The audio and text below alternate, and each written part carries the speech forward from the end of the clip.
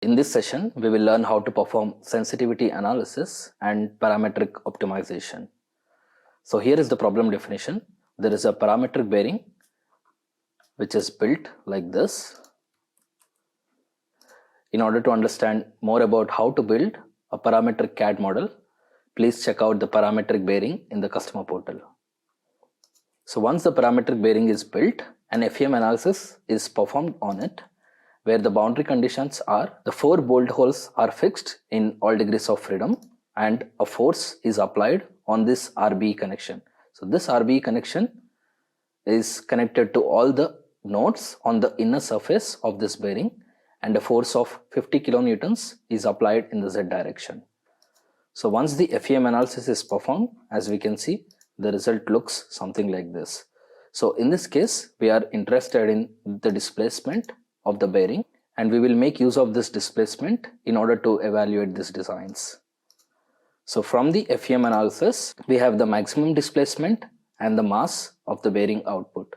So this is the function which carries out the FEM analysis of this bearing and outputs these parameters. So we can link these parameters to a component called as response, which can be seen here, this one, like this. So this response component can be used either as a constraint or an optimization objective. So in this case, this displacement is a constraint. So here we can see the maximum value of the displacement can only be 0.36. So that means the design of this parametric bearing cannot have a displacement value more than this one. And we have a mass, which is an objective function. So we will talk about objective function and the constraints in the optimization part. So once we have performed the FEM analysis and defined the mass and the maximum displacement as the response, so we will perform the parameter setup, as we can see here. So in this case, these are the parameters that we are interested in, which is the plate height and the plate width and half of it, and the bearing case thickness. And as the responses, we are looking at the mass of the bearing and the maximum displacement induced. So these are the parameters that we are looking at. And then we perform the design exploration by creating the sample points. In this case, there were 30 sample points. Once we perform the design exploration, we can go to the sensitivity analysis. So in order to perform the sensitivity analysis, we can use this component here, and it takes the input of the parameters and the designs. So the parameters can come from here and the designs from here. So this is the report generated by sensitivity analysis. The sensitivity analysis gives the correlation coefficients between parameters and responses, and also between responses and responses. So the coefficients are on the scale of 0 to 1. One can change the threshold by simply changing the value on this bar on the below. So as we can see, once we change the threshold value, one of these parameters will be ruled out. So in the report, the parameters are in the rows and the responses are in the columns. The correlation coefficient that has a value of 1 has the most effect, and the value with 0 has the least effect. The report shows the top 3 highest influential parameters and the most sensitive and the correlated responses. The algorithm that is used to calculate these coefficients is an automatic based on the number of design samples that have been provided. So if the design samples are enough, then it automatically takes quadratic approach to calculate these coefficients. If not, it goes with the linear approach.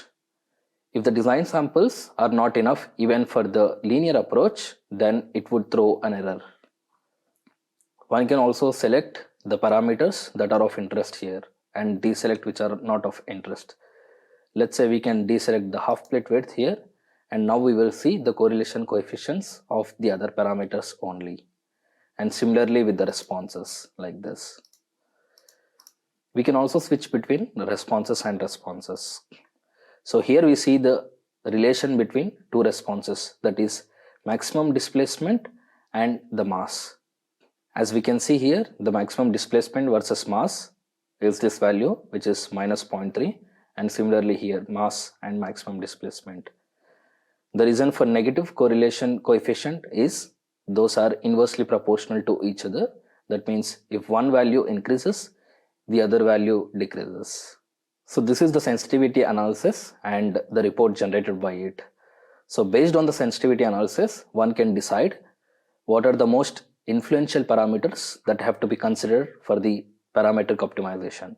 So in this case, we can see that the plate height and the plate width, half of it, are the most influential parameters, and one can consider only those two to perform the parametric optimization. So this way, one can reduce the computational time and the effort while performing the parametric optimization.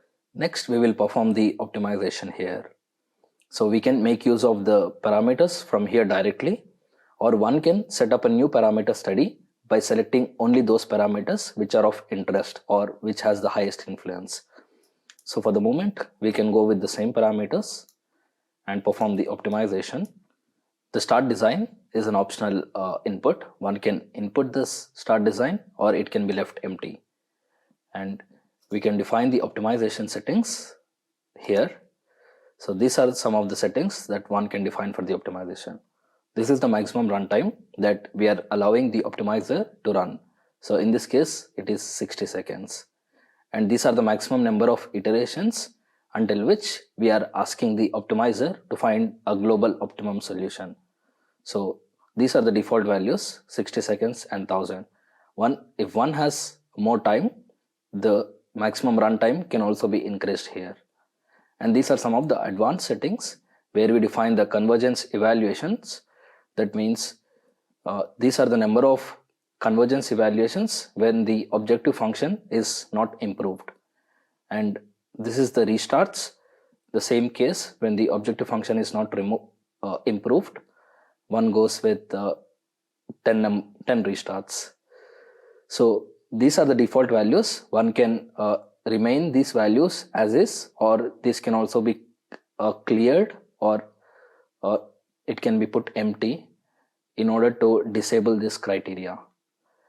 So as we can see here, the main objective of this optimization is to minimize the mass of this parameter bearing while constraining the maximum displacement to this one, which is 0.36 mm. So let's run the optimization now. Here we can see that the optimization has started running, and in the graph we can see the objective function and the constraint. So one can turn off the visibility of one of this if it's not interest, like this, and we can also turn off like this. So here in the graph we can see a status bar on the top. So this status bar also shows if the design is feasible or not. If we see that it's in yellow marked, then the design is not feasible, as we can see here. And if it is marked in green color, then the design is feasible. And here on the bottom, we see the constraint bar. Wherever there is discontinuity, which means the design is infeasible or it is not feasible. And wherever it is continuous, we can see the graph like this. Saving the design snapshots on the bottom here will help to reload the optimization results when the file is opened again. We can now see that the optimization has finished running here. So the total number of iterations the optimization could run in 60 seconds is 6. This also depends on the machine configuration on which we are trying to run this optimization. So from this 6 iterations the optimization has run, we can find out the best design by deconstructing this best design using this component deconstruct design. And here we can see the parameter values, and these are the responses. So one can also export all of these designs to an Excel file.